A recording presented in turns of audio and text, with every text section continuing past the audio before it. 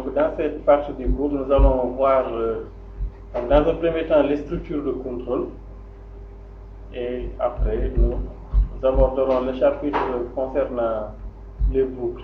Donc, ce sont des notions qui sont très importantes, puisque vous ne pouvez pas écrire certains types de programmes, certains types d'algorithmes sans utiliser les structures de contrôle ou bien les boucles. Ouais.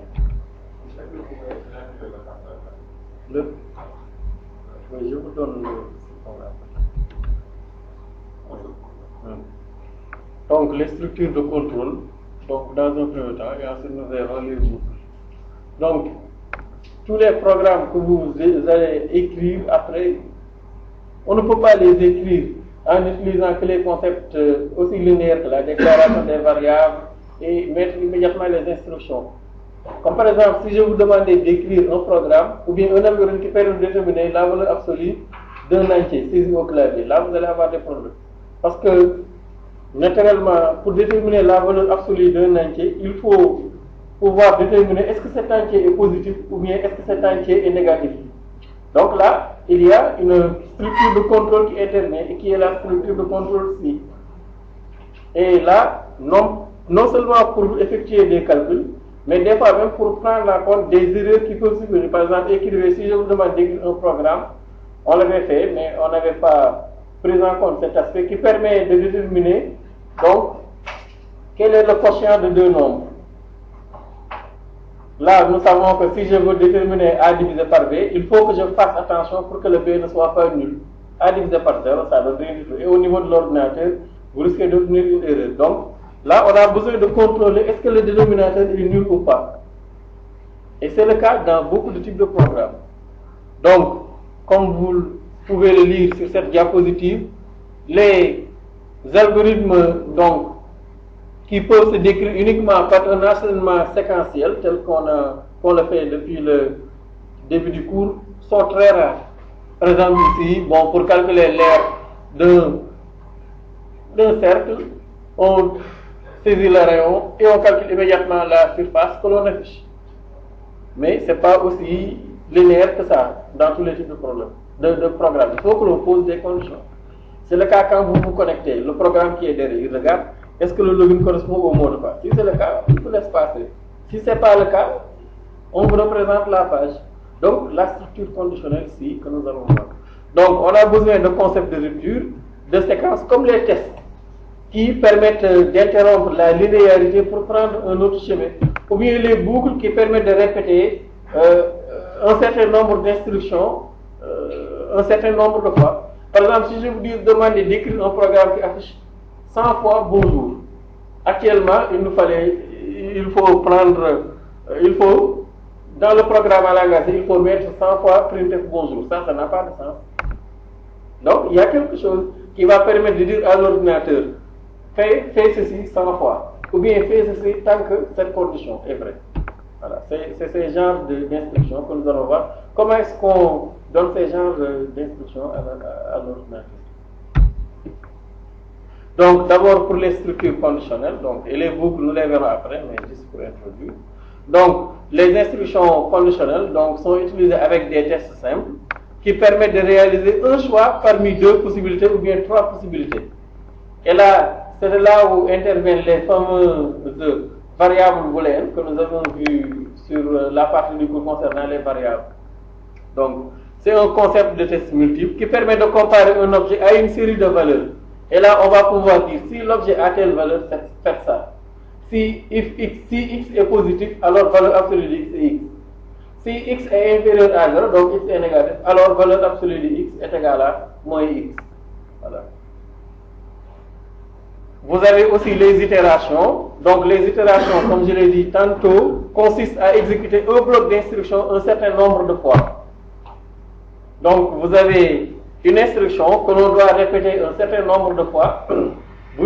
Les itérations permettent de, comme itérer c'est répéter, permettent de donner l'ordre à l'ordinateur d'itérer donc l'instruction ou bien ce bloc d'instruction un certain nombre de fois. Il y a aussi ce que l'on appelle les boucles conditionnelles. Les boucles conditionnelles consistent à répéter une instruction ou bien un bloc d'instruction un certain nombre de fois. On va lui dire tant que x est positif, faites ça. Et tant qu'il s'est posé, il va continuer à faire la même chose. Vous l'avez l'exemple avec votre ventilateur à la maison, ou bien même le truc là qui fonctionne, comment on les appelle. Ou là, dès que vous allumez votre ventilateur, il va boucler. Tant que vous n'appuyez pas sur le bouton stop, il boucle. Et il répète la même chose. C'est pourquoi dans les boucles, vous retrouvez toujours, si ce n'est pas une boucle conditionnelle, dans les boucles itératives, la notion de compteur. Donc on déclare une variable que l'on appelle un compteur. En fait, cette variable ne sert qu'à compter. Donc voici un exemple avec le traitement à faire si, avec la structure conditionnelle si. Ici, donc vous avez un programme, avec un algorithme, pardon, qui permet de saisir une valeur entière et affiche le double de cet entier si l'entier qui a été saisi est inférieur à un seuil donné. Voilà. Donc le seuil il a été fixé à 10 ici.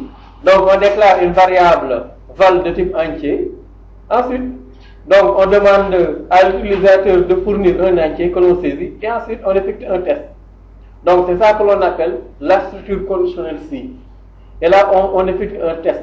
Si val est inférieur à seuil, donc si la valeur suivie par l'utilisateur est inférieure au seuil, alors on affiche le double. Donc ici voici son double, val fois 2. Sinon, donc c'est-à-dire si val est supérieur ou égal à seuil, on affiche la valeur inchangée, on ne multiplie pas.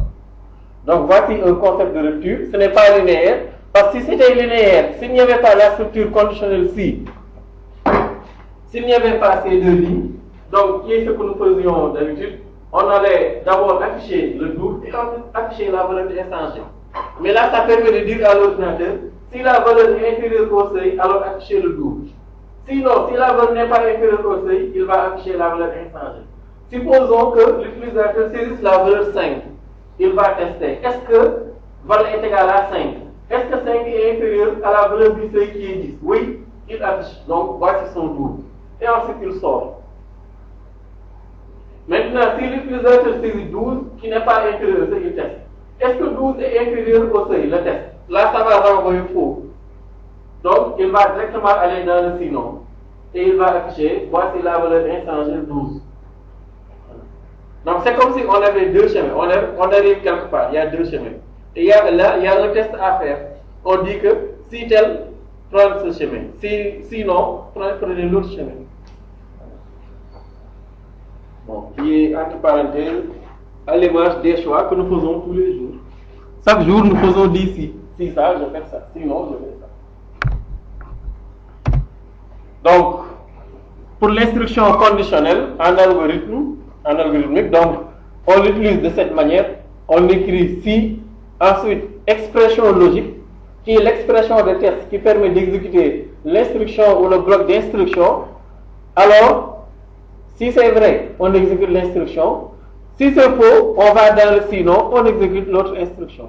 Voilà. C'est comme ça que ça fonctionne. Si expression logique, alors instruction. Sinon, l'autre instruction qu'il faut exécuter. Par exemple, pour tester, pour afficher est-ce qu'une valeur est positive ou bien négative, on teste. Si x est supérieur 0, bon 0 il est positif ou est négatif, je pense. Hein? Il est neutre. Bon, on peut dire si x est positif, alors afficher x est positif. Sinon, afficher x est négatif.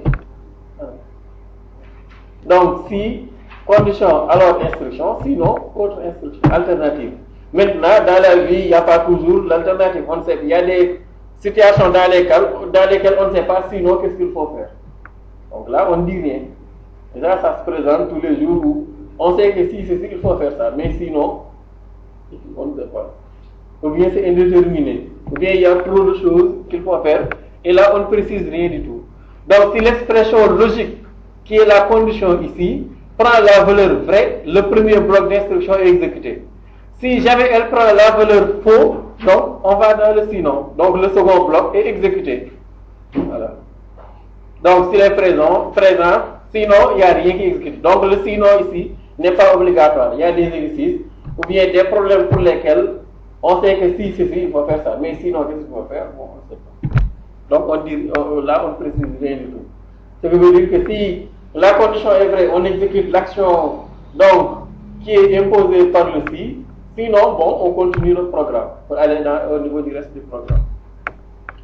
Donc, en langage C, il suffit de traduire. Si c'est if seulement, et sinon c'est else. Donc, on ne fait que traduire. En langage C, on écrit seulement if, expression, booléenne ou bien condition, instruction.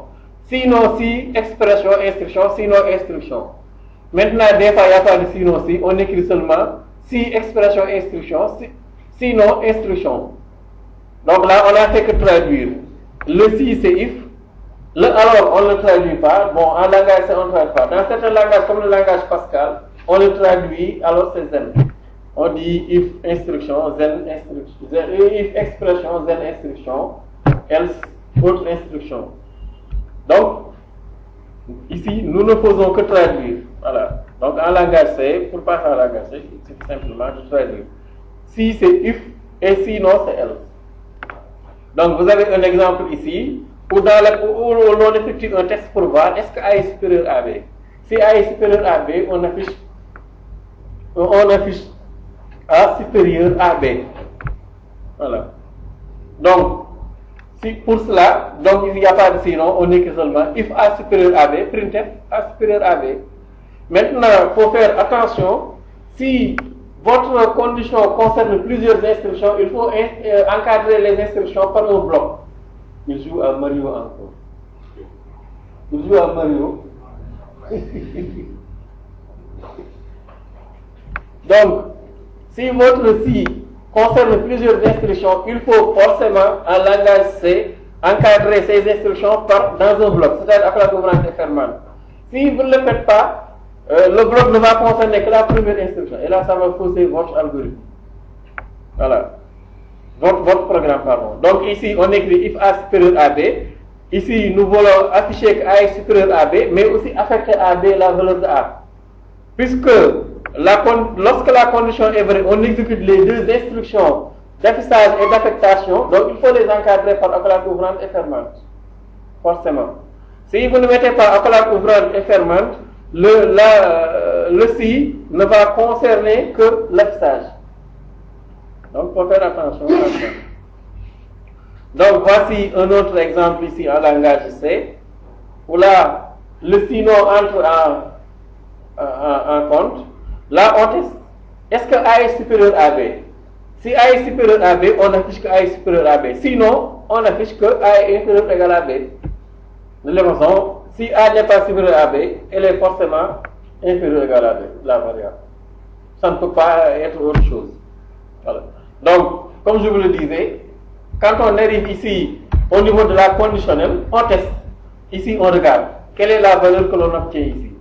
Donc, on arrive ici. On regarde. Est-ce que condition est vraie? Si condition est vraie, on exécute le bloc 1. Le bloc 1 ici, par exemple, c'est afficher que A est supérieur à B. Si condition est faux, donc on continue. On va exécuter, donc on exécute une autre instruction ou bien un autre bloc d'instruction. Voilà.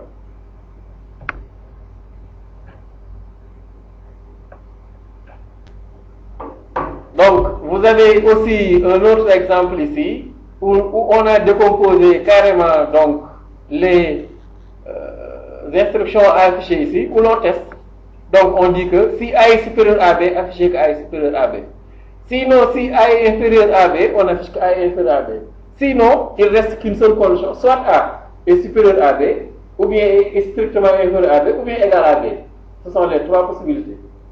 Donc là, on les a décomposées, on dit que si A est supérieur à B, donc on affiche A est supérieur à B. Sinon, si A est inférieur à B, on affiche que A est inférieur à B. Sinon, la seule chose qui reste, c'est que A est égal à B. Voilà. Donc, pour la structure conditionnelle, si, ça fonctionne de cette manière. Donc, si condition, alors instruction. Sinon, voilà, d'autres, vous mettez donc le bloc d'instruction à exécuter. Donc, là, ça va nous permettre d'écrire aussi d'une autre manière l'algorithme qui permettait donc de calculer le double du nombre si le chiffre est supérieur au seuil. Là, vous avez donc une autre version ici, où là, on teste seulement si val est inférieur à C, alors on modifie, on met dans val le double de val. Donc c'est pas la peine de mettre un sinon. Donc dans tous les cas, ensuite on affiche la valeur de val puisque la valeur de val reste inchangée ici. Si val n'est pas là, si val est supérieur à C, il ne va pas entrer il n'entre pas dans le si. Si val est supérieur à C, donc là il n'exécute pas l'instruction qui permet de mettre dans val le double de val. Donc on peut directement afficher. Par exemple ici, si l'utilisateur saisit la valeur 5, il va venir ici et tester. Est-ce que 5 est inférieur, s'il saisit 12 par exemple, le cas de 12 où l'on saute, il teste. Est-ce que 12 est inférieur au seuil? Donc là, le test là va renvoyer faux. Il sort immédiatement et affiche. Voici la valeur finale 5. Maintenant, si l'utilisateur saisit 12 qui est supérieur au seuil, il teste. Donc, qu'est-ce que je raconte? Voilà, 12, pardon, on ne calcule pas le 12. Pardon, tout à l'heure je me suis trompé. Donc, pour 5, il teste. Est-ce que 5 est inférieur à 10? Oui, il entre. Il va mettre dans val 5 fois 2, 10 et sort et affiche que la valeur finale est 10.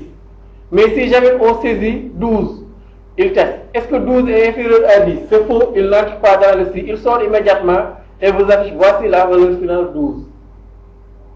Donc si la condition est vraie, on exécute l'instruction ou bien le bloc d'instruction. Sinon, on sort immédiatement et on va après le si. Donc voici un autre exemple qui permet de calculer la valeur de l'algorithme qui permet de saisir une valeur et de déterminer et calculer la valeur absolue de ce nombre. Donc pour cela, il nous faut une valeur x, puisqu'on veut déterminer sa valeur absolue. Donc ensuite, on demande à l'utilisateur de fournir la valeur de ce nombre, et là, on effectue simplement des tests. On regarde. Est-ce que x est négatif? Si x est négatif, on affiche que la valeur absolue de x est, voilà, moins x. Sinon, c'est-à-dire que x est positif ou nul, donc on affiche que la valeur absolue de x est x. Voilà. Et fin ici. Oui. Si x est négatif, la valeur absolue de x c'est moins x. La valeur absolue de x doit être toujours positive. Si x est négatif, si x a une valeur négative, sa valeur absolue c'est moins x. Moins 2 fois x, moins x. Par exemple, la valeur absolue de moins 5, c'est quoi? Oui, parce que c'est moins 5, c'est moins 1 fois moins 5 qu'on a multiplié. La valeur absolue de x, c'est toujours. La valeur absolue de x, c'est moins x si x est négatif. Et x est positif. Vous avez l'habitude d'écrire quand vous étiez en classe de 4e. On dit que valeur absolue de x égale à. Donc, on dit que égale à x est positif. Ou nul, et moins x. X est strictement négatif. On va noter comme ça.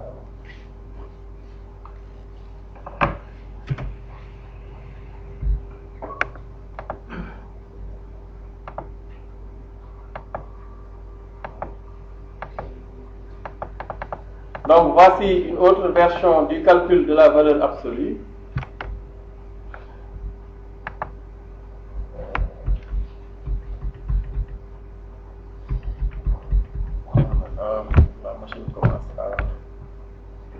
Donc voici une autre version du calcul de la valeur absolue ici.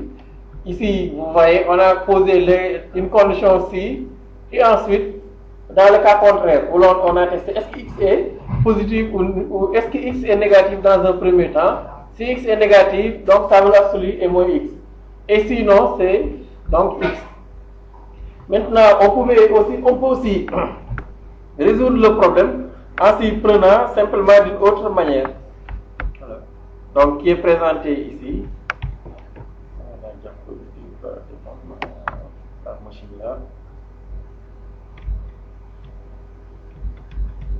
On va avoir des problèmes de mémoire, je pense. Donc, là, c'était la première version. Donc, dans la version 2 ici, on peut procéder comme on avait fait tout à l'heure avec la deuxième version. du calcul du seuil ici. Là, il suffit tout simplement donc de déclarer une deuxième variable y dans laquelle nous mémorisons la valeur de x et on dit qu'on ne modifie la valeur de y que si x est négatif. Donc si x est positif, on ne modifiera pas la valeur de x et on va directement afficher y. Et ce qui est juste. Et on ne modifie la valeur de y qui permet de recueillir la valeur de la valeur absolue que si x est négatif. Donc on a stocké dans y, on a mémorisé dans y x, et si x est négatif, on mémorise dans y moins x. Ce qui veut dire que y ne sera égal à moins x que si x est négatif. Donc dans tous les cas, lorsqu'on affichera y sera égal à la valeur absolue de x. Par exemple, si l'utilisateur saisit la valeur 5, on va mettre dans y5. Ensuite, on effectue le test. Est-ce que 5 est inférieur à 0? Non, on saute. On va directement afficher que la valeur absolue de 5, qui est x, est égale à y, et y est égal à 5. Si l'utilisateur maintenant saisit moins 5, dans ce cas, on affecte à y la valeur de x. Donc y sera égal à moins 5. Ensuite, on effectue le test. Si x est négatif, alors, est-ce que x est négatif?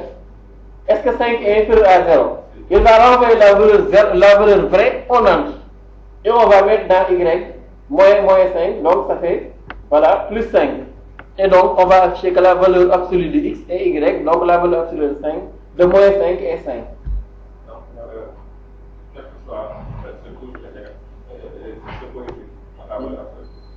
Oui, la valeur absolue est définie comme ça. La valeur absolue d'un nombre est toujours positive. Donc, si on trouve la même chose, à quoi sert de mettre d'autres conditions? Si on trouve toujours la même chose. Si c'est positif, on trouve. Non, mais il faut mettre une structure de contrôle pour le calculer. C'est pas comment déterminer, mais il faut d'abord savoir est-ce que x est positif pour dire que sa valeur absolue ne change pas. Donc la valeur ne change pas. Et si x est négatif, de multiplier sa valeur par moins 1. Là, il faut pouvoir dire si. Si vous ne dites pas si, vous ne pouvez pas le résoudre. Il faut pouvoir dire à la machine si tel, faites ça. Sinon, faites ça. Sinon, vous ne pouvez pas l'écrire de manière linéaire. Le problème, c'est que même si vous dites qu'il faut toujours mettre dans y moins x, mais ici x est positif. Là, le résultat que vous allez trouver sera faux.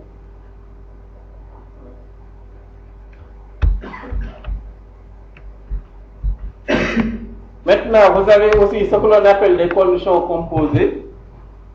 Donc, dans les exemples que nous avons vus tout à l'heure, donc il n'y avait qu'une seule condition, mais des fois, il n'y a pas qu'une seule condition.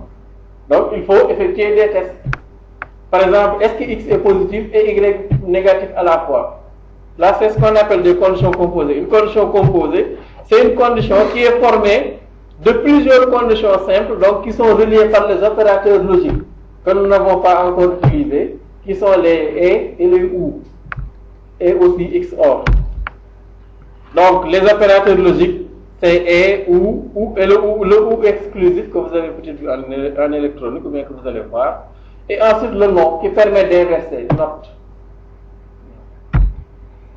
Donc, maintenant, il faut faire attention au niveau des conditions composées pour dire que x, pour poser la condition que x soit entre 2 et 6, il faut le décomposer. Vous ne pouvez pas mettre une phrase x compris entre x est dans l'intervalle 2-6, cela veut simplement dire que x est à la part supérieure à 2 et inférieure à 6. Voilà, c'est comme ça qu'il faut écrire cette condition. Lorsqu'on dit aussi que n est soit divisible par 3 ou bien par 2, donc un nombre est divisible par un autre nombre si le reste de la division est égal à 0. Donc là, on pose la condition en disant que n modulo 3 est égal à 0 ou bien que n modulo 2 est égal à 0. Donc je rappelle qu'en algorithmique, pour la comparaison, on utilise donc le égal. Il ne faut pas confondre avec le langage C où pour comparer, on utilise double égalité. Voilà. Donc ici, c'est un algorithmique. Donc, pour dire est-ce que x est compris entre 2 et 6, il faut poser la condition x supérieur à 2 et x inférieur à 6. Donc, en utilisant l'opérateur et. Voilà. Et là, pour le coup, pour dire que n est soit si n est divisible par 3 ou bien par 2, donc c'est si n modulo 3 égale à 0 ou n modulo 2 égale à 0. Donc, comparaison. Et chacun de ces tests va soit renvoyer vrai ou bien faux. Je pense que vous avez déjà vu, peut-être en logique, au lycée, que vrai est vrai, c'est vrai, vrai est faux, c'est faux, faux est vrai, c'est faux. Et faux, c'est faux. Hein? Voilà, c'est comme l'ami de mon ami, mais ça ne marche pas comme l'ami de mon ami. Ça ne marche pas comme l'ami de mon ami. Parce que si tu dis l'ennemi de mon ami est mon ami. L'ennemi de mon ennemi, voilà, est mon ami. Mais faux et faux, c'est pas vrai. C'est faux. Et même quand vous prenez. Oui, qu'est-ce qu'on prend encore? Oui, l'ennemi de mon ami est mon ennemi. Est mon ami. Ça, si vous le voulez transcrire en vrai et faux, c'est pas faux. Parce que faux et vrai, c'est faux, c'est pas vrai. Alors que l'ennemi de mon. Hein? Ah non, je me suis trompé. C'est l'ennemi de mon. C'est l'ami de mon ennemi. Ah oui, c'est l'ami de mon ennemi, voilà. Et mon ami.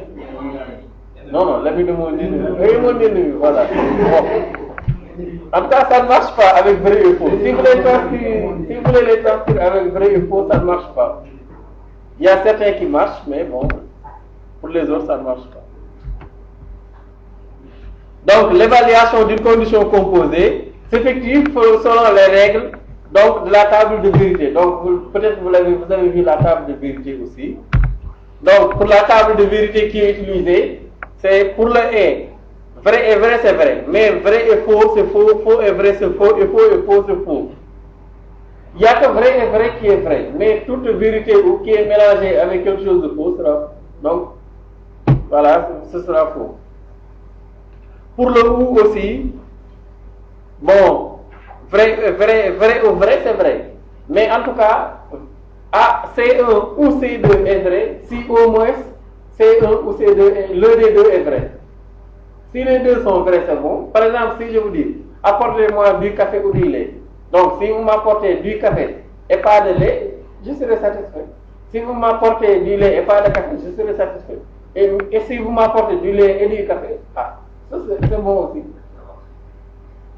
Mais si vous n'apportez ni du café ni du lait, ce ne sera pas bon. Mais si je vous demande de m'apporter du thé au lait, donc thé et lait, il faut apporter thé au lait. Si vous apportez du thé et du café, thé au café, c'est pas bon. Voilà. Pour le XOR aussi, donc le XOR, donc de deux valeurs, donc le XOR, il n'est vrai que si l'un des deux est vrai. Donc c'est un opérateur que vous verrez en électronique dans les portes. Et vous avez aussi l'opérateur non. L'opérateur non, c'est un inverseur. Si C1 est égal à vrai, donc non C1 sera égal à faux. Si C1 est égal à faux, non C1 sera égal à vrai. Le contraire de vrai, c'est faux, et le contraire de faux, c'est vrai. Donc là, c'est malheureusement la logique binaire. Il n'y a que vrai ou faux. C'est soit chaud ou bien c'est froid. Ça ne peut pas être tiède. C'est la logique à deux états. Maintenant, il y a d'autres formes logiques qui sont développées. Mais dans la logique binaire, c'est soit bleu ou c'est blanc. Ça ne peut pas être plus clair ou je ne sais pas. Donc, maintenant, exercice. On vous demande d'écrire un algorithme, puis le programme en langage C qui demande un nombre entier à l'utilisateur, puis vérifie et affiche est-ce que ce nombre est divisible par 3 ou pas. Donc, essayez de faire cet exercice. Donc, un nombre est divisible par 3 si le reste de la division de ce nombre par 3 est égal à 0. Donc, ici, quand vous écrivez l'algorithme, il ne faut pas oublier que la comparaison en algorithme, c'est simple égalité. Et dans la version en langage C, double égalité pour comparer. Et on utilise la structure conditionnelle si. Donc, vous pouvez aussi voir que dans le cas contraire, on affiche simplement que le nombre saisi n'est pas divisible par 3.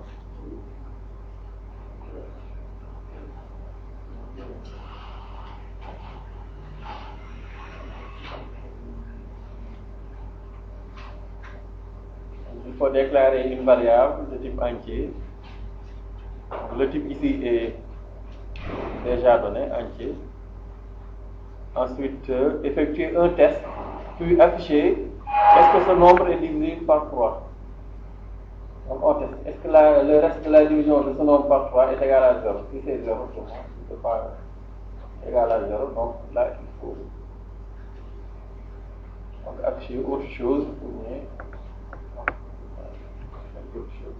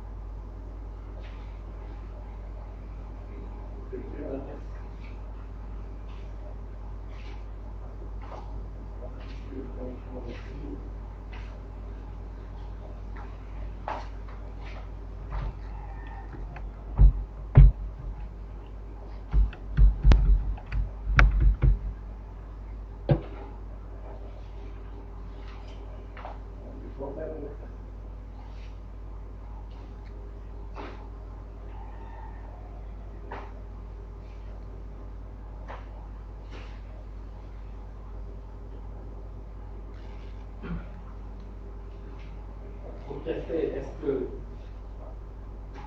n est divisible par 3?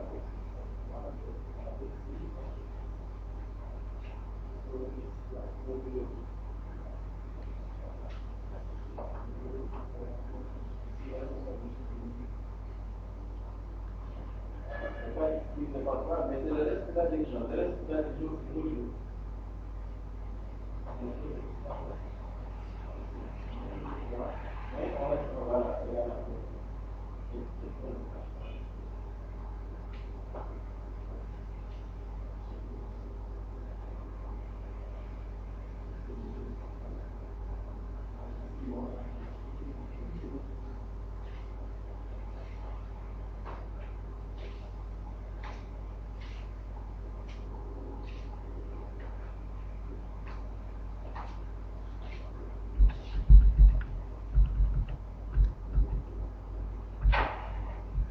Donc, algorithme divisible par 3, on déclare un entier que l'on saisit.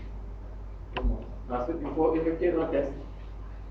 Et regardez, est-ce que, donc ici l'entier, on l'a appelé n, est-ce que n modulo 3 est égal à 0? C'est-à-dire, est-ce qu'elle est divisible par 3? Si n est divisible par 3, donc on écrit le alors, donc on affiche que n est divisible par 3, donc sinon, cela veut dire qu'elle n'est pas divisible par 3. Si n modulo 3 est différent de 0, n n'est pas divisible par 3. Donc on écrit directement, sinon, afficher, n n'est pas divisible par 3.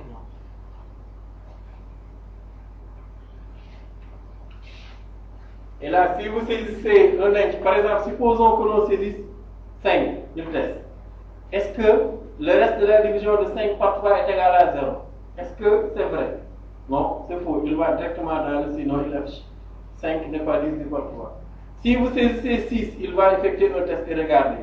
Est-ce que 6 modulo 3 égale à 0? Oui, le reste de la division de 6 par 3 c'est 0. Donc il va vous afficher que 6 est divisible par 3. Non, ici, c'est pas la peine. Là, c'est représenté par le bloc là. Mais dans certains ouvrages d'algorithme, vous allez voir qu'on écrit début et fin. Mais ici, bon, c'est pas. Mais en langage C, il faut mettre les appareils pour rendre fermant.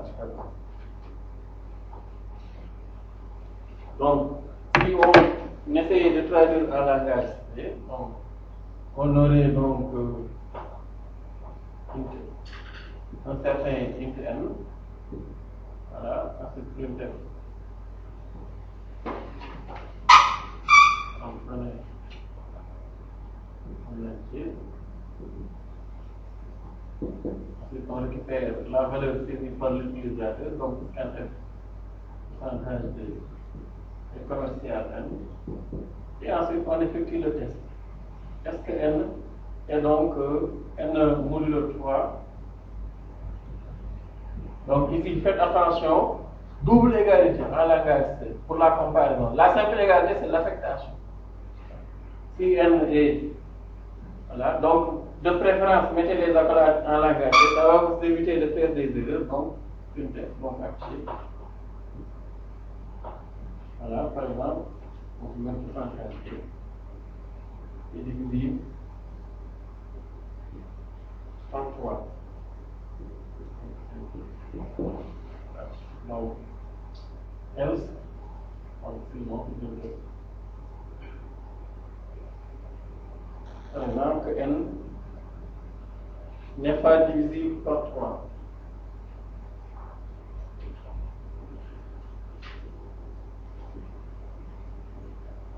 Voilà.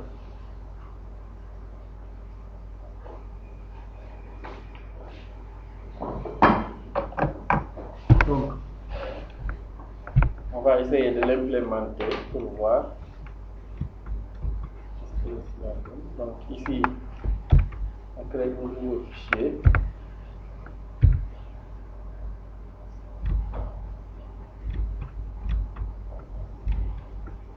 Voilà, donc yes include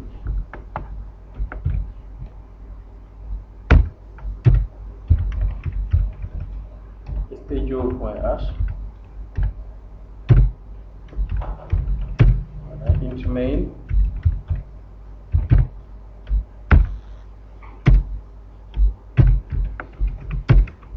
Donc, j'en profite une bonne fois pour mettre. Oui.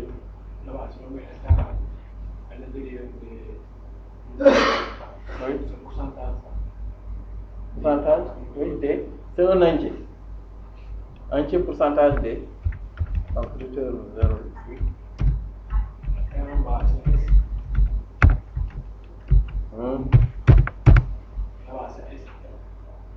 SF où? En bas. SF.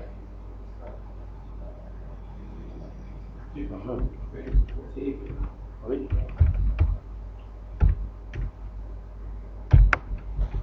Donc, getCH. Ici, on déclare d'abord la variable n. Ensuite, printf.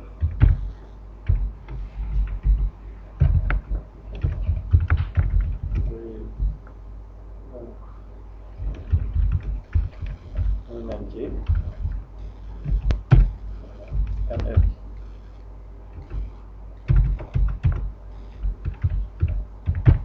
Donc, entier toujours pourcentage D, le format. Ensuite, et commercial, donc la variable qui doit minimiser la valeur saisie. Et ensuite, on teste. Est-ce que n modulo 3, donc pourcentage 3, est égal à 0? Voilà. Et donc, est-ce que le reste de la division par 3 est égal à 0? Oui.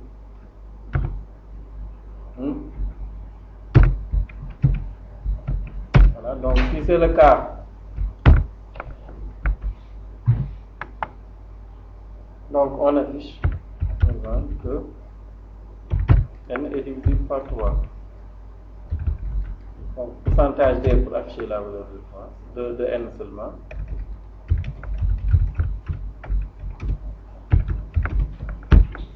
Par 3.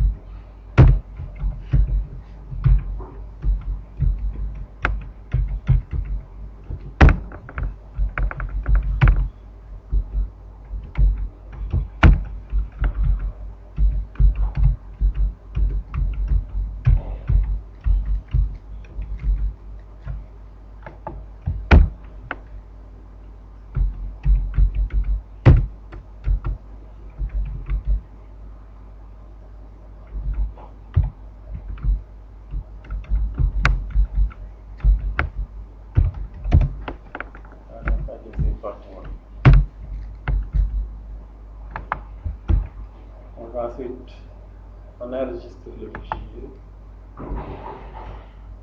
Donc, je l'enregistre dans exemple.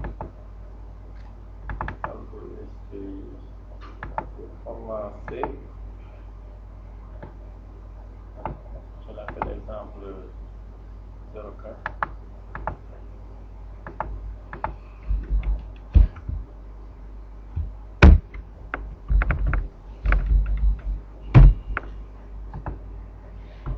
Voilà. Donc, ensuite, il faut exécuter pour voir est-ce que j'exécute et compile une bonne fois pour toutes. Voilà. Donc là, il va vous demander de saisir un entier. Par exemple, si je lui donne 9,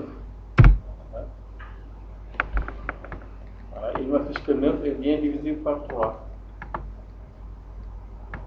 Maintenant, supposons que je lui donne une valeur non divisible par 3, par exemple 8.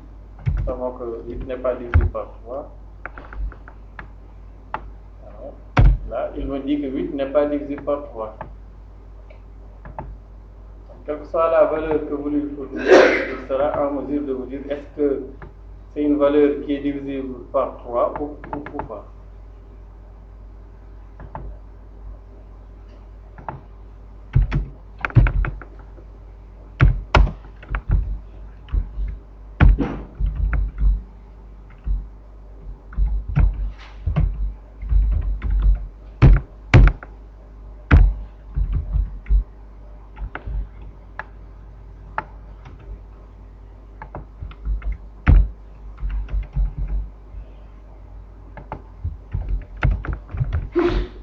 On commence un peu, déclaration.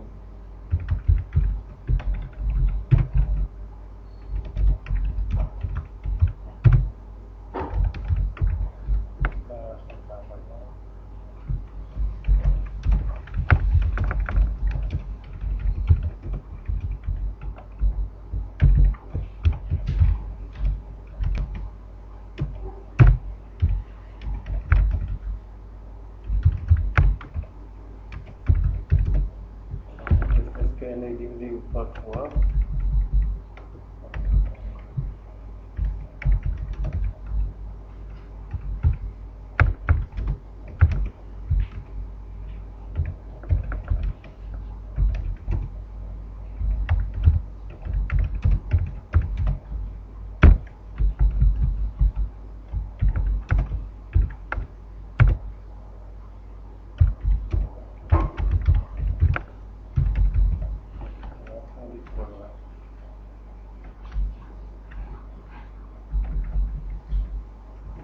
Vous pouvez le tester avec différentes valeurs pour voir que ce bloc qui est ici et qui affiche donc que n est divisible par 3 n'est exécuté que si vous fournissez un entier qui est divisible par 3. Si l'entier que vous avez saisi au clavier n'est pas divisible par 3, il va directement aller afficher que donc cet entier que vous avez saisi n'est pas divisible par 3. Donc, on saisit une valeur fournie par l'utilisateur, on teste la valeur, donc ici, n modulo 3 égale à 0, va tester est-ce que le reste de la division par 3 est égal à 0. Si c'est égal à vrai, il retourne true et on entre. Si le reste de la division n'est pas 3, c'est la valeur false qui est retournée et on va directement dans les else. Qui correspond ou sinon vous avez vu en algorithmique.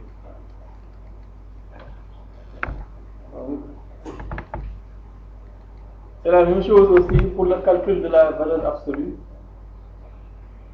On va essayer d'écrire un programme aussi pour déterminer la valeur absolue d'un nombre.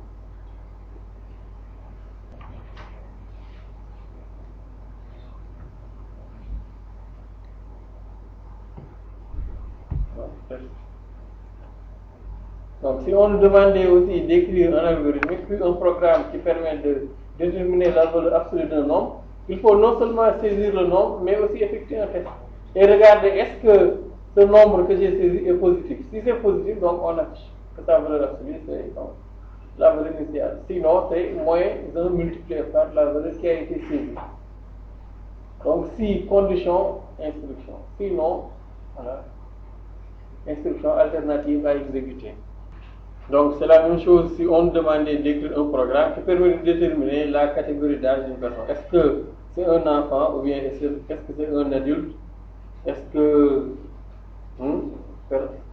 enfant, adulte, il y a quoi encore entre les deux? Adolescent, voilà, ou bien est-ce que c'est une personne âgée? Bon, certains n'aiment pas qu'on dise qu'ils sont des vieillards. Ce sont des personnes âgées. C'est comme les femmes qui n'aiment pas qu'on dise qu'elles sont vieilles, mais qu'elles sont âgées. Bon.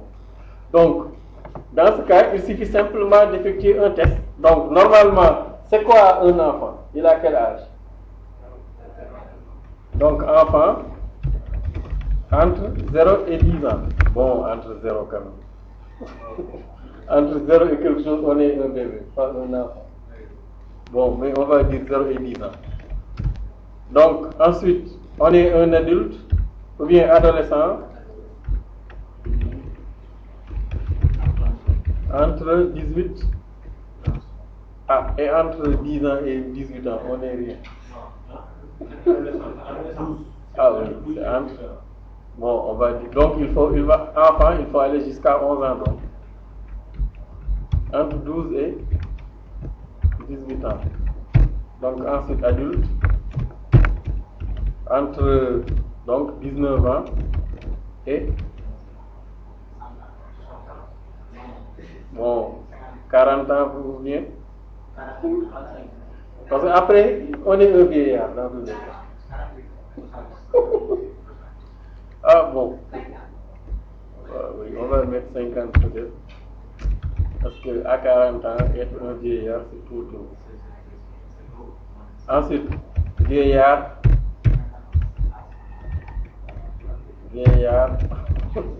Ah, et au-delà de 100 ans. Vieillard pour plus de 50 ans.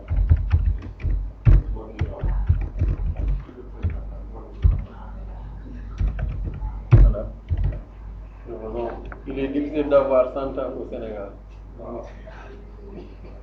Est-ce que l'espérance de vie, c'est pas dans les 60 ans, mais 63 ans, 72 ans, 60 ans? Bon, avant, on pouvait vivre très longtemps, mais actuellement, c'est difficile. La vie là. Donc, pour éviter de réécrire les premières lignes, je les copie. Donc, CTRL-C, je crée un nouveau fichier. Voilà. Donc, CTRL-V. Donc, je vais après modifier. Donc, les si là, je les enlève. Voilà. Ok. Donc, ici, déclaration de la variable. Donc, au lieu de l'appeler N, je l'appelle âge. Donc, pour pouvoir déterminer la catégorie d'âge, il faut que je puisse demander à l'utilisateur quel est son âge. Donc, veuillez saisir, par exemple, votre âge. Ok. Par exemple, ensuite, saisir de la valeur de l'âge, ici, pour le commentaire.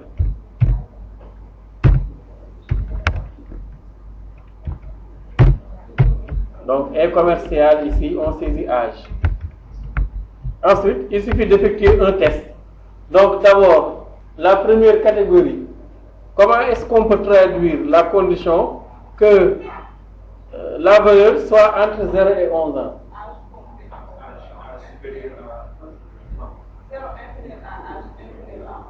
Ah non, il faut séparer ça en deux conditions avec et. C'est quoi être âgé entre 0 et 11 ans?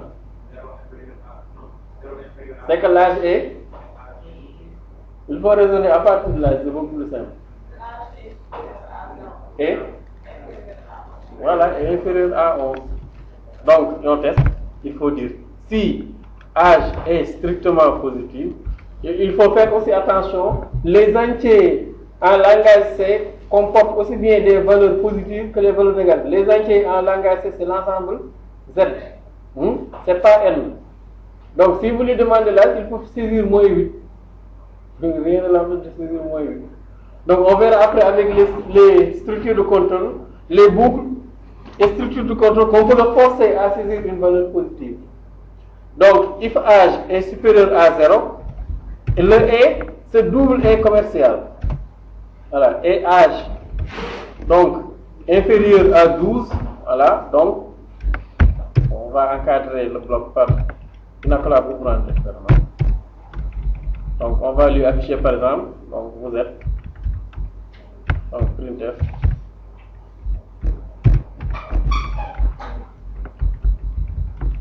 On affiche par exemple, vous êtes un enfant.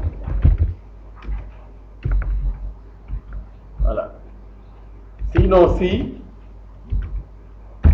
donc pour adolescents, nous avons dit que c'est entre 12 et combien? 18 ans. Donc sinon si âge, voilà, est supérieur ou égal à 12, voilà, et âge inférieur ou égal à 18 ans, donc là c'est un adolescent.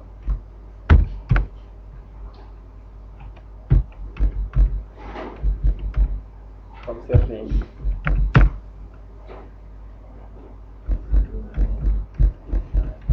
Mais il n'y a pas d'adolescent ici.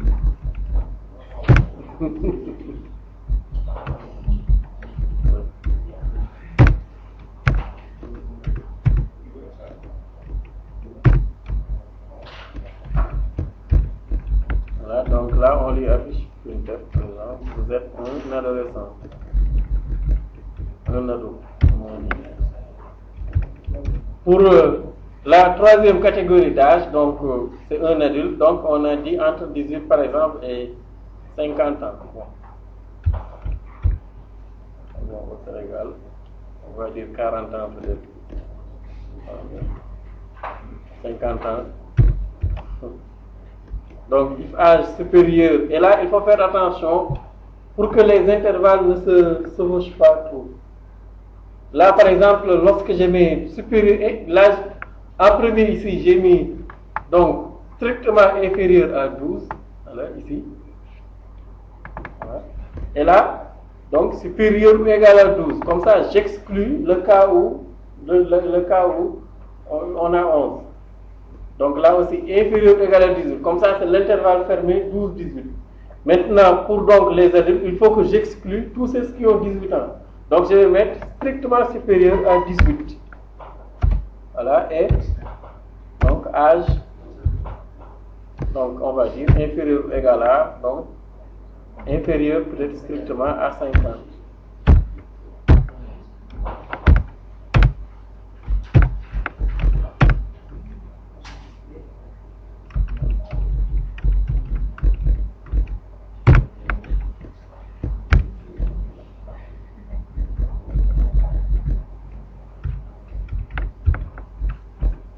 Donc sinon, il n'y a qu'une seule catégorie d'âge qui reste, non?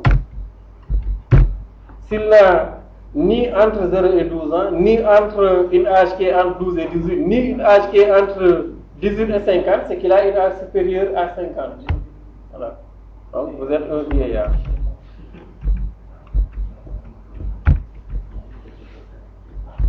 Ou bien une personne âgée.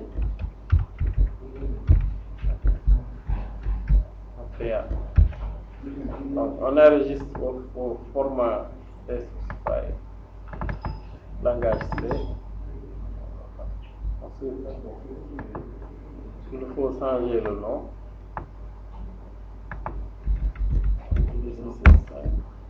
Exemple 5. Ensuite, on compute et exécute. Donc ici, il vous demandera votre âge. Si vous lui dites que vous avez 13 ans, voilà. Vous êtes un ado. Si vous lui dites que vous avez 23 ans, donc c'est un adulte. Voilà. Vous êtes un adulte.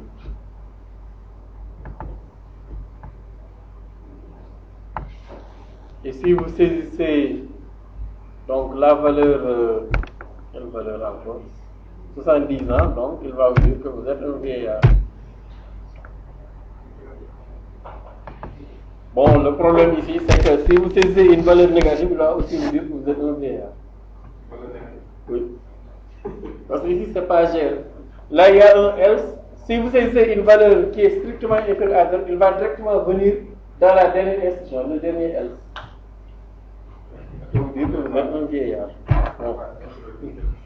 Oui, on peut aussi mettre que si l'âge est négatif, d'afficher que la valeur que vous avez saisie est fausse, ou bien est erronée, quelque chose comme ça. Vous pouvez rajouter un else if âge est strictement inférieur à 0. Donc, printf, la valeur saisie est erronée. Mais nous verrons que dans l'âge ne peut être que positif ou nul. Donc, avec les structures de contrôle ou bien les boucles, il est possible de forcer l'utilisateur à fournir une valeur strictement positive ou nulle.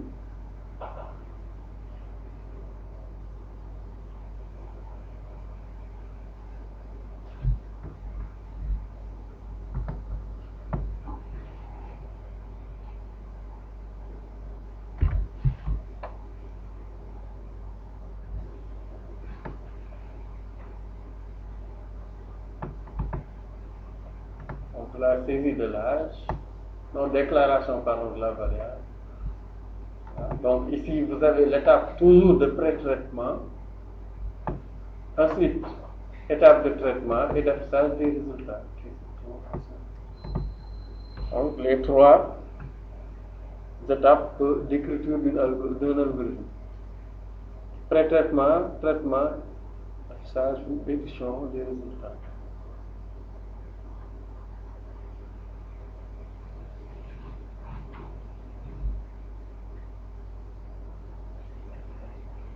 Donc, il faut faire attention à ce que aussi les intervalles ne se chevauchent pas.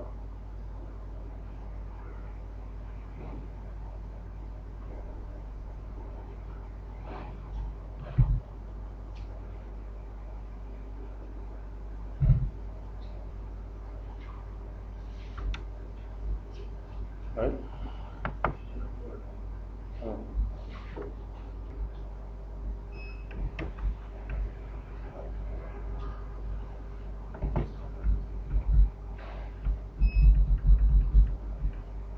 Donc, vous avez ici le même exemple, mais avec les mentions.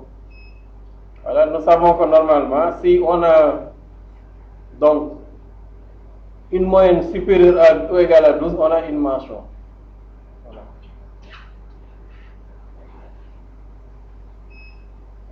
Donc, le problème, par exemple, ici, c'est d'afficher reçu avec mention si la moyenne est supérieure à 10, passable si elle est supérieure à 10 et inférieure à 12, et insuffisant dans tous les autres cas. Donc, on pouvait écrire l'algorithme de plusieurs manières différentes, mais ici, vous voyez, on a mis un si. On dit par exemple que si moyenne est supérieure à 12, alors il faut afficher reçu avec mention. Sinon, si la moyenne est supérieure ou égale à 10, on affiche passable, sinon insuffisant. Si la moyenne n'est pas supérieure à 12 et que la moyenne n'est pas supérieure ou égale à 10, c'est que la moyenne est strictement inférieure à 10. Donc c'est insuffisant. Il y a plusieurs manières d'arriver à donc, écrire la mention idoine ici. Je pense qu'il y a d'autres versions. Voilà, ici, il y a une version avec des structures conditionnelles emboîtées ici, mais avec un test sur donc un nombre pour voir est-ce que le nombre est positif, négatif ou nul ici. Là, on récupère un entier saisi par l'utilisateur, on effectue un test. Est-ce que n est négatif? Alors, on affiche que n est négatif. Sinon, si n est égal à 0, il est nul. Si n n'est ni négatif ni nul, alors c'est sûr que n est un nombre positif. Voilà. Oui.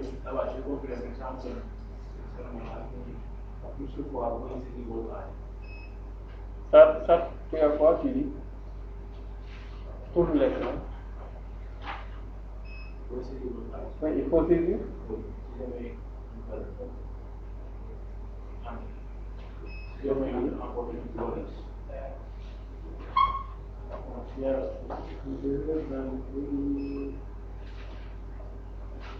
il n'a pas fermé la place après vous êtes dans le dos.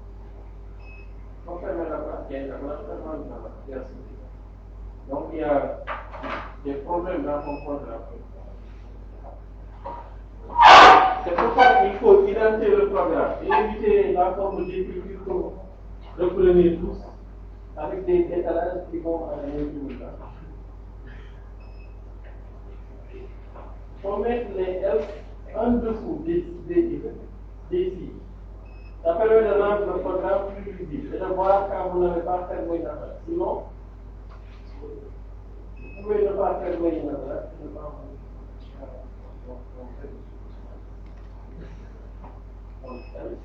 Là, on se rend compte.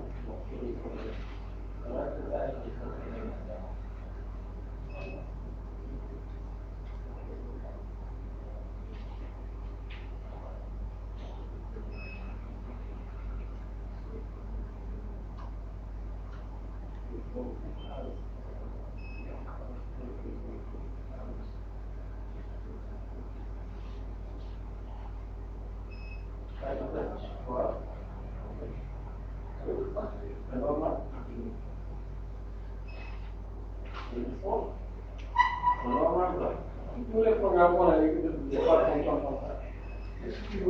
Il faut relancer. Ça ne pouvait pas acheter.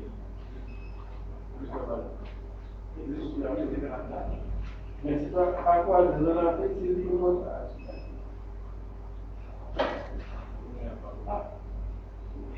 il faut qu'il reste là et te demande de saisir une autre axe.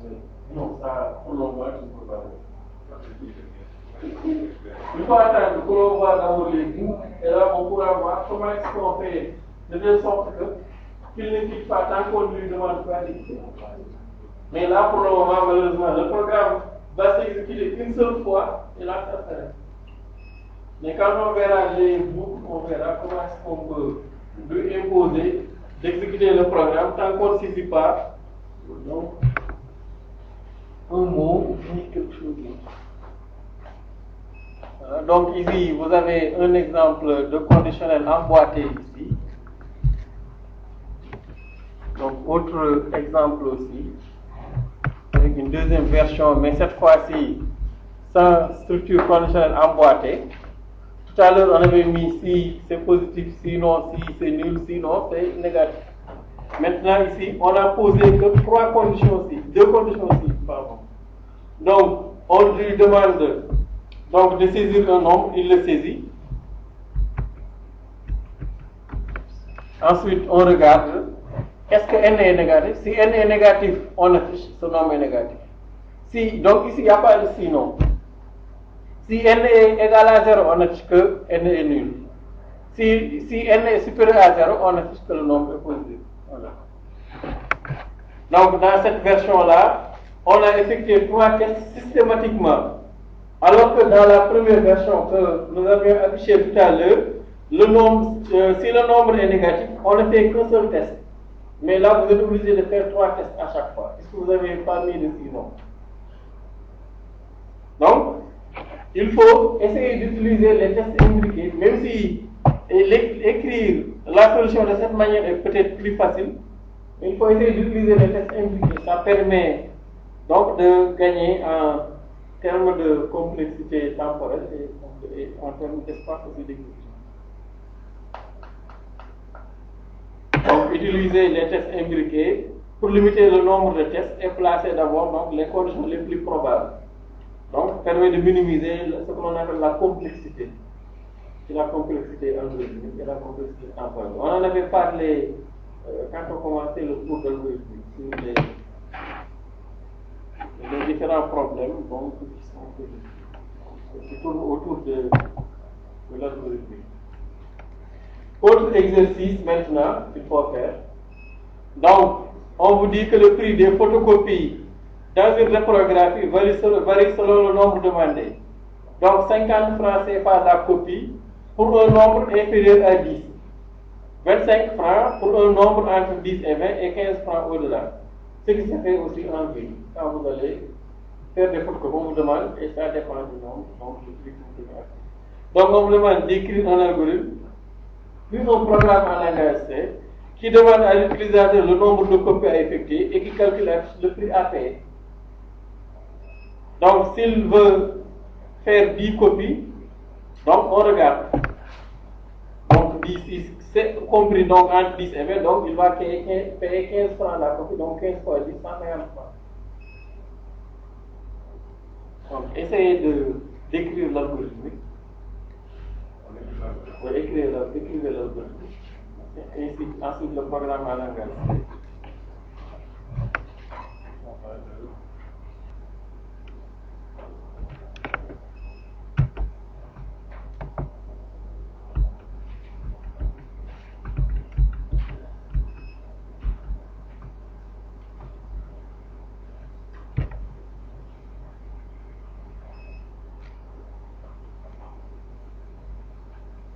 Bon, l'algorithme est aussi simple à écrire.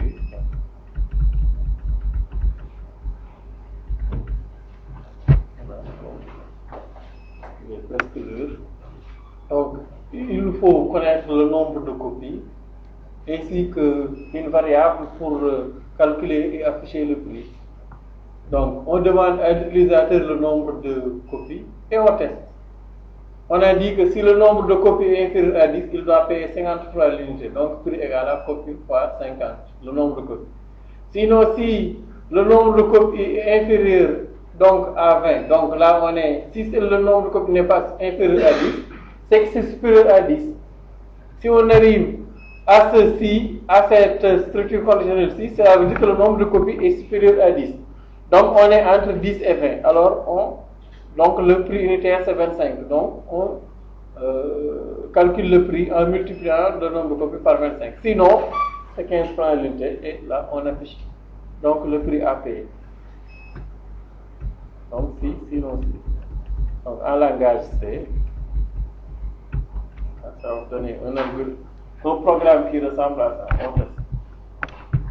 Donc on calcule NBR qui est égal à, on l'a initialisé ici à 30. Bon. On a sauté la saisie. Si le nombre est inférieur à 10, donc on paye 50 fois le nombre de copies à effectuer. Si le nombre est entre 10 et 20, là, il faut payer donc 25 francs l'unité. Sinon, c'est 15 francs l'unité. Et ensuite, on peut afficher le prix qui est le prix à payer. Oui.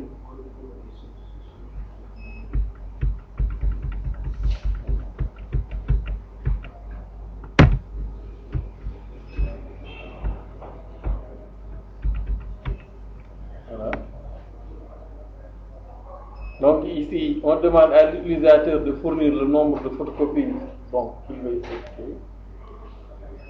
Donc si le nombre de copies est inférieur à 10, alors le prix c'est 50 fois le nombre de copies. Sinon, si le nombre de copies est inférieur à 20, donc ici, si on va dans le sinon, cela veut dire que le nombre de copies n'est pas inférieur à 10, mais supérieur à 10. Et si le nombre de copies est supérieur à 10 et inférieur à 20, donc il faut payer 25 francs l'unité. Sinon, c'est 15 francs l'unité parce qu'on a celui qui veut faire des photocopies, donc il veut faire des copies de, donc le nombre de copies dépasse 20.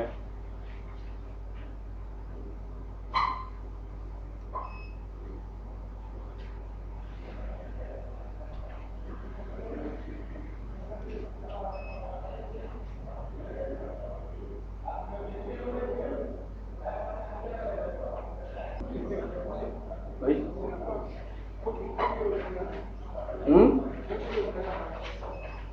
Si.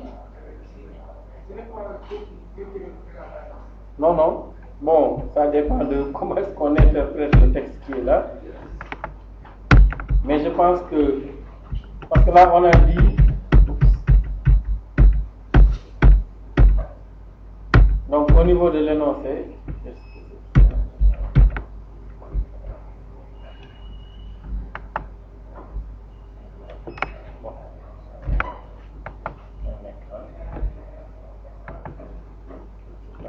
j'ai la mémoire là.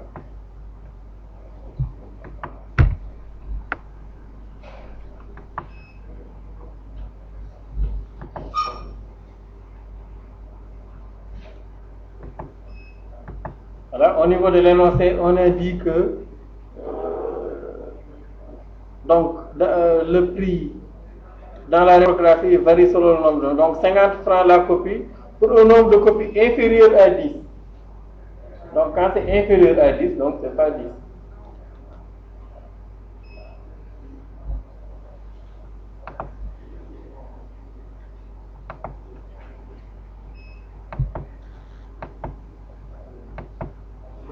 Oui.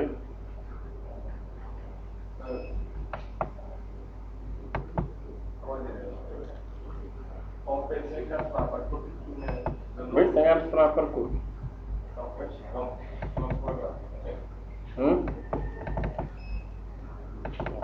si on donne un nombre de pages, si on donne 50, si on donne 7 pages, C'est 7 fois 50. combien ça donne? Oui. Ici, c'est ce qui est mis. Regarde ici, copie fois 50, le nombre. Fois 50. Est-ce que tu as multiplié par 50? Peut-être pas. Ah. C'est 50 francs l'unité. Donc 50 multiplié par.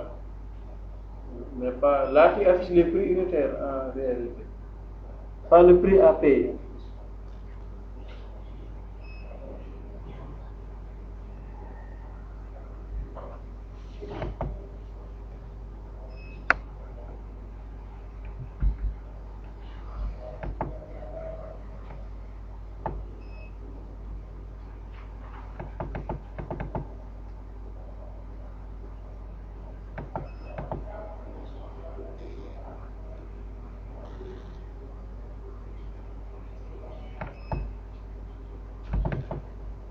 Donc, autre exercice, voilà, que vous connaissez déjà. On vous demande de décrire l'algorithmique. Donc, l'algorithme puis le programme en langage C du traitement qui calcule donc le discriminant delta d'un trinôme du second degré qui s'écrit AX carré plus BX plus C. Donc, il faut d'abord calculer delta. Donc, ici, on ne considère que les voilà, pas que les solutions réelles, pas les solutions complexes. Donc on calcule, il faut calculer delta, c'est B au carré moins 4AC. Ensuite on regarde si delta est positif, donc il y a deux. Donc, si delta est négatif, pas de solution. Si delta est nul, solution unique, il faut calculer.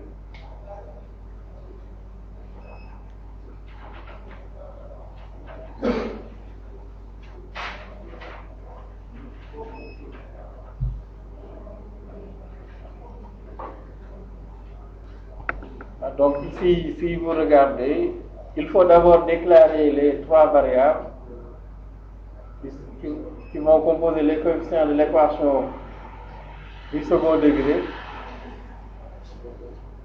Ensuite, nous avons besoin aussi d'une variable pour déterminer la valeur de delta. Il faut aussi des variables pour mémoriser les solutions éventuellement. Quand delta est positif ou bien quand delta est nul.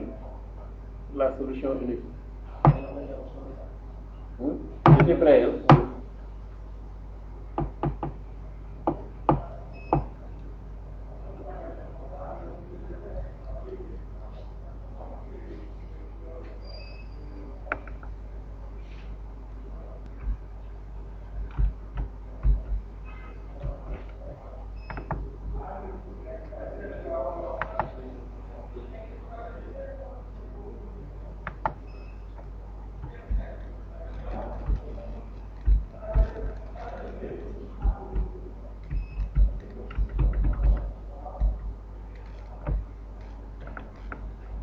Donc, pour la solution, pour l'algorithme,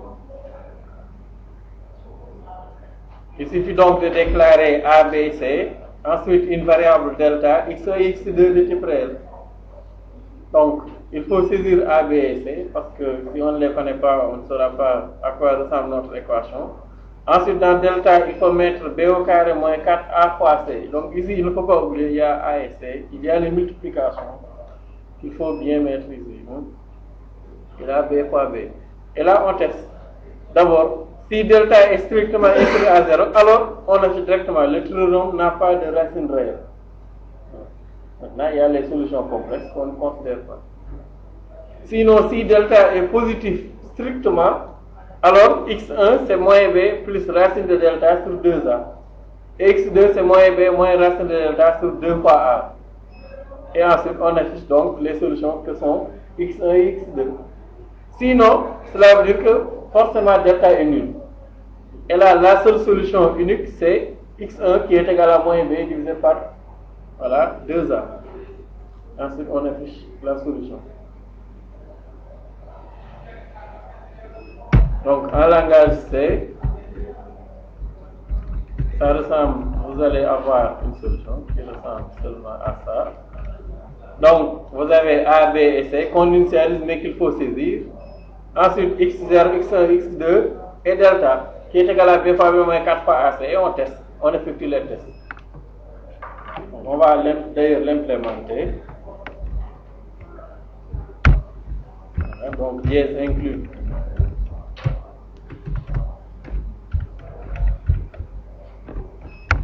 stdio.h.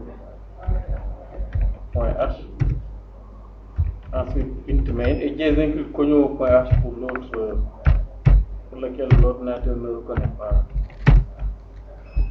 Voilà.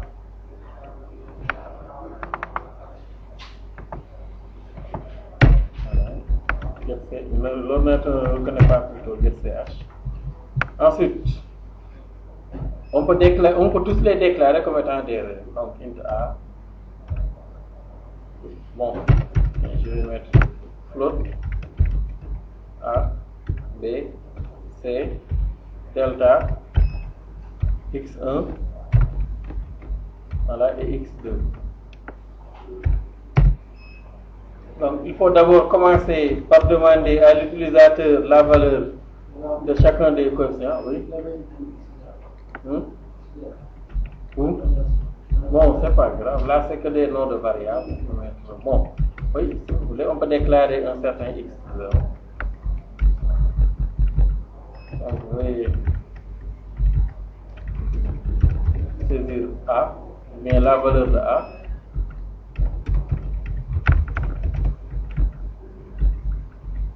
Pour récupérer la valeur de A.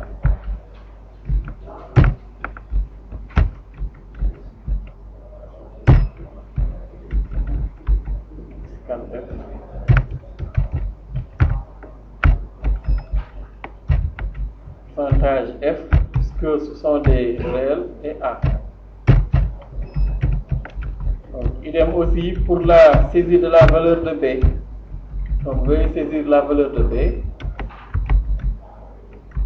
Donc, scanf.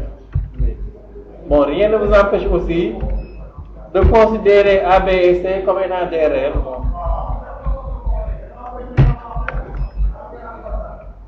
Il n'y a aucune précision qui est donnée au niveau de l'énoncé. Donc ensuite, il faut calculer delta. Donc delta est égal à B au carré. Donc B fois B moins 4 que multiplie A que multiplie C. B au carré moins 4AC. Et ensuite, donc maintenant, il faut effectuer les tests. Bon, si vous voulez, vous pouvez mettre des paramètres, mais ce n'est pas la peine pour le calcul de delta. Puisqu'ici, il n'y a pas d'ambiguïté, en tout cas dans l'écriture du calcul de la valeur de delta. La multiplication est toujours prioritaire. Donc, if delta, si delta est strictement négatif, donc on le traite d'abord. Je vais toujours mettre les accolades au bas de ça. Ça permet d'être prudent. Donc là, on affiche par exemple printf.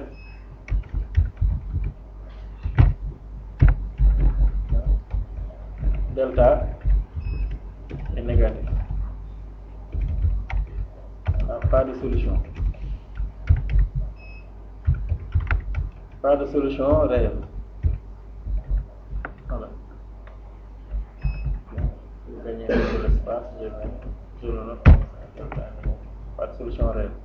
Donc sinon si delta n'est pas négatif, il reste deux. Voilà, solution positive. Soit delta est strictement positif ou bien delta est nul. Donc, else if, on traite le cas où delta est strictement positif. Donc, si delta est strictement positif, Dans ce cas, il y a deux solutions réelles. Voilà. On calcule. Donc, il y a x1 qui est égal à quoi? Moins b. Voilà. Moins racine de delta. Racine de delta. Racine carrée, on avait dit que c'est la fonction SQRT. Ensuite, delta. Voilà. Divisé par 2 fois A1. Après delta. Mais delta, je l'ai calculé là. Oui, on pouvait tout calculer, mais est-ce que c'est prudent? Parce que si delta est négatif et que vous voulez calculer la racine carrée de delta, vous allez avoir une erreur. C'est pourquoi il vaut mieux le mettre ici. Parce que si la valeur de delta est négative, la racine carrée d'une valeur négative pose problème. Donc, de la même manière, on calcule aussi x2. x2, c'est moins b, mais plus racine de delta sur 2a. Donc, ici aussi, puisqu'on utilise la fonction SQRT, racine carrée, il faut forcément quelle librairie? Math.h. Voilà. Sinon, il va vous signaler une erreur. Bien. Voilà, maintenant, on affiche les deux solutions. Donc, printf.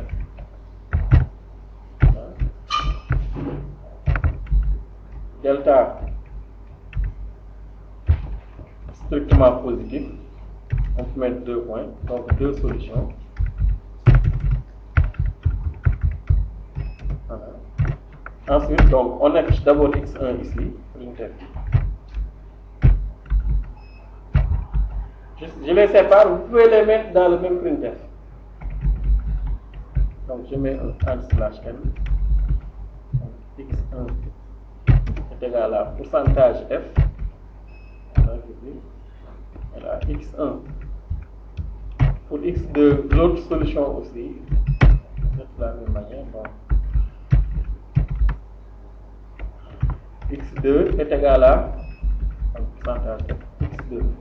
Donc, sinon, cela veut dire qu'il ne reste qu'une seule possibilité, c'est que delta est nul. Là aussi, pareil.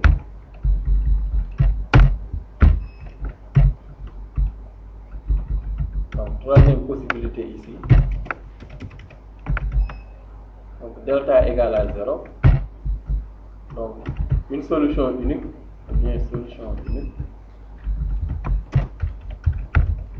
Voilà, et c'est x0. Donc, et là, il faut calculer x0, voilà, qui est égal à moins b divisé par 2a, donc 2 fois a. Ensuite, il faut afficher la solution unique. Okay.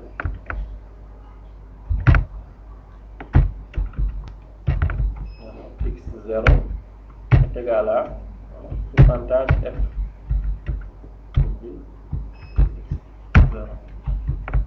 Il faut après essayer de le reprendre à la main. Vous allez voir que dans tous les cas, il va vous trouver les bonnes solutions. Et c'est comme ça que fonctionnent vos calculatrices. Vous avez donc, je l'appelle exemple 06.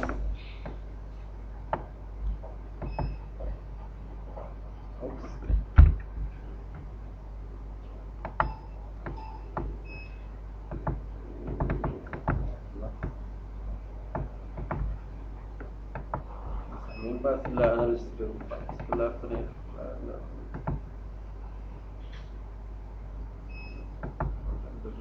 ok, il l'a pas enregistré. CTRL S.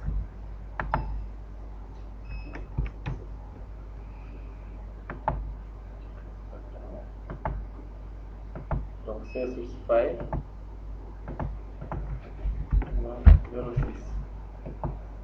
06. Voilà. Il me demande la valeur là. Donc on va choisir une équation donc, dont nous connaissons a priori la solution. On choisit telle équation par exemple. Où par exemple delta va être, où nous connaissons, par exemple, on va tricher un peu, x plus 5 au carré. Donc normalement ici, les deux solutions c'est ou bien x moins 5, facteur de x plus 5. Là c'est x au carré, A moins B facteur A plus B c'est quoi? A au carré. Hein? X au carré. Ok. Donc ici, A est égal à 1, B est égal à A égale à 1, B égale à 0, et C égale à 25. On lui passe cette équation pour voir. Hein? C égale à moins 25. Voilà. Est-ce qu'il donc donner la valeur de A, je lui dis que mon A est égal à 1. Ensuite, il me demande la valeur de B, je vais lui donner moins 25. B, oui, B c'est 0 plutôt. Donc, 0. Ensuite, il me demande la valeur de C, donc je lui donne comme valeur moins 25. Ce moins là. Donc, moins 25. Voilà. Donc, quand j'appuie, vous voyez, il trouve juste. Il me dit que x1 est égal à moins 5 et x2. Donc, il a bien trouvé. Et c'est ce que vous retrouvez donc dans vos calculateurs. Donc, on peut mettre un /n ici pour qu'il ne vous colle pas.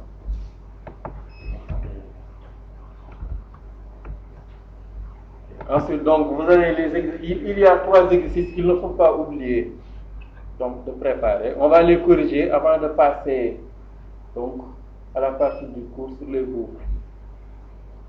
Donc, pour le premier exercice, on va demander un algorithme, puis un programme qui demande un nombre à l'utilisateur, puis calculer le carré de ce nombre. Bon. Juste pour voir, ici, est-ce qu'il est nécessaire même est-ce qu'il est nécessaire même d'utiliser une structure condition? Vous allez voir. Ensuite, un algorithme puis un programme qui demande deux nombres et l'informe si le produit est négatif, positif ou nul. Et pour le troisième exercice, on essaie de simuler simplement une calculatrice avec deux nombres et un opérateur que l'utilisateur devra choisir. Voilà.